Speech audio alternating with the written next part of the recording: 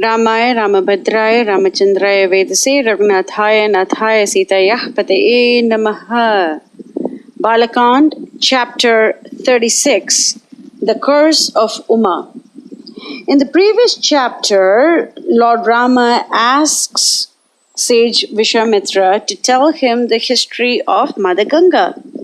And sage Visvamitra talks about the two daughters of the mountain Himavan through his wife Manorama. And those two wonderful, beautiful daughters are Ganga and Uma. Ganga went off to live with the Devas, and Uma is married to Lord Rudra or Lord Shiva through her very stern austerities.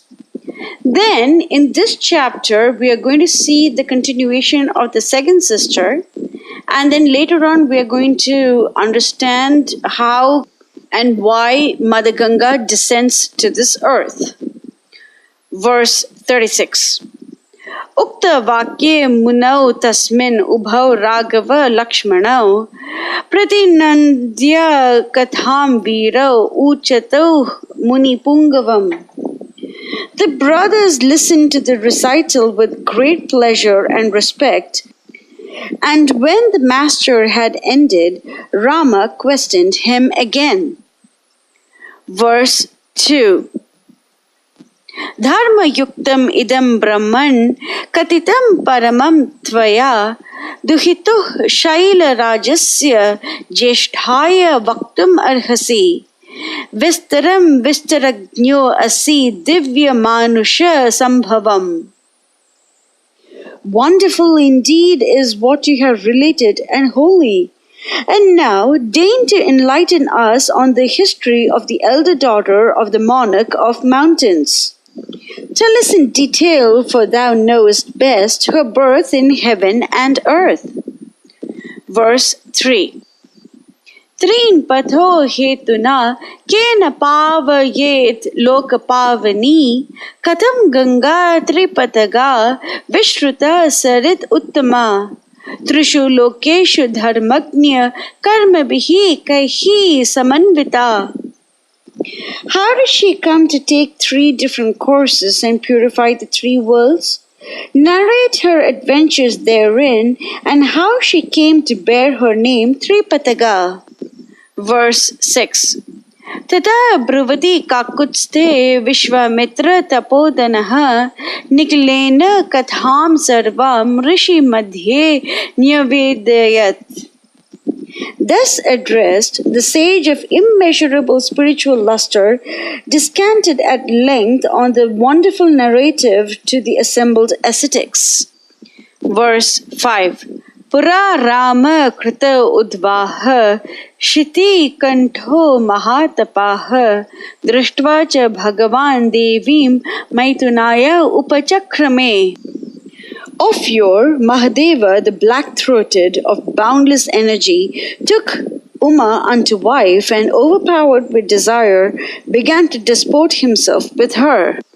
We will learn in greater detail as to why Lord Shiva becomes the blue-throated one when we go through the chapter describing the churning of the ocean. Verse 6. Tasya sankridayamanasya mahadevasya dhimataha shrikantasya devasya divyam varsha shatam gatam nacha api tanayo Rama tasyam asit parantapa. Hundreds of celestial years passed away and Mahadeva knew them not, but there was no issue born of them. Verse 7. Sarve devaha samudyuktaha pitamaha purogama yat iha utpadyate bhutam kah tat pratisahishyati. Brahma and the Devas began to tremble for the consequences. If a son should chance to be born unto these, who could bear him? Verses 8 and 9. Abhigamya surah sarve pranipatya idam abruvan deva deva mahadeva lokasya asya hiterata Suranam pranipatena prasadam kartum arhasi. So they approached the Divine One and prayed unto him in trembling accents, O Supreme Lord, thou art ever intent upon the welfare of the worlds. Turn a merciful ear to the prayers of thy children, the angels of light. Verses 10 and 11. न लोक धारयिष्यन्ति तव तेज सुरोत्तम ब्राह्मेण तपसा युक्तो देव्या सह तपश्चर त्रैलोक्य हित काम अर्थम तेज तेजसी धारय रक्ष सर्वान् इमां लोकान् न अलोकम कर्तुम अर्हसि. The worlds are unable to bear the fiery energy of thine. Engage thyself with the great mother in Brahma tapas. Have pity on the worlds. Restrain thy energy in thy own body.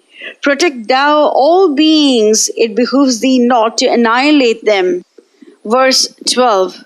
Devatanam vacha shrutva sarva loka maheshwarah Badham iti abravit sarvan punah cha idam uvachah. On listening the words of the gods, the rarefied Lord named Shiva said, So be it, and further spoke this to all of the gods indeed. Verse 13.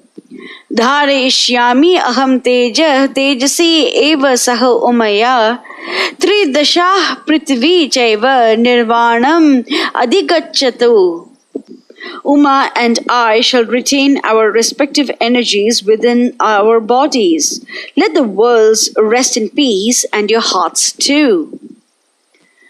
Verse 14. Yad idam kshubitam sthanat mama tejo hi anuttamam dharayishyati kah tat me bruvantu sura sattama. But my energy has moved out of its receptacle and must break out. Whom then have you among yourselves to receive it? Verse 15. Evam ukta tato deva pratyuchur vrishabhadvajam yattejak shubitam hi adya tad dhara dharayishyati. Thus spoken by Lord Shiva, the Devatas replied to him, whose banner is the divine bull, namely Lord Shiva, The earth, O Lord, will take unto her thy energy that might happen to escape thee. Verse 16. Evam ukta surapati pramumoch mahabalah tejasa prithvi yena vyapta sa giri kanana. Then Mahadeva let out his energy on the earth and enveloped her entirely with her mountains and forests. Verse 17.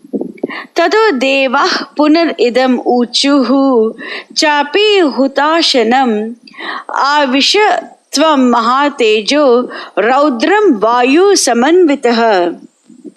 Thereafter the gods spoke to Agni, Enter thou the energy of Shiva, terrible to approach, and let Vayu assist thee therein. Verse 18. Tad Agnina punarvyaptam samjatam shveta parvatam divyam sharavanam chaiva pavaka aditya samnibham yatra jato mahatejah Kartikeyyo Agni sambhavaha. Permeated by Agni, it was transformed into a white mountain, and in course of time, a clump of holy reeds sprang thereupon, brilliant as the sun or the fire. And from it was born Kartikeyya of great energy, the son of Agni. Verse 19. Ata umam cha shivam chaiva devaha sa rishi ganah tada pujayamasuhu atyartham suprita manasah tata. Thereat gods and sages praised high Shiva and Uma, their hearts filled with joy at the great danger being averted. Verse 20. Ata Shaila Suta Rama Tridashan idam abravit Samanyuh ashapat sarvan Krodha samrakta lochana. Oh, but Rama, Uma, the daughter of the mountain king, spoke bitter words and sharp to the assembled gods, with her eyes reddened with anger.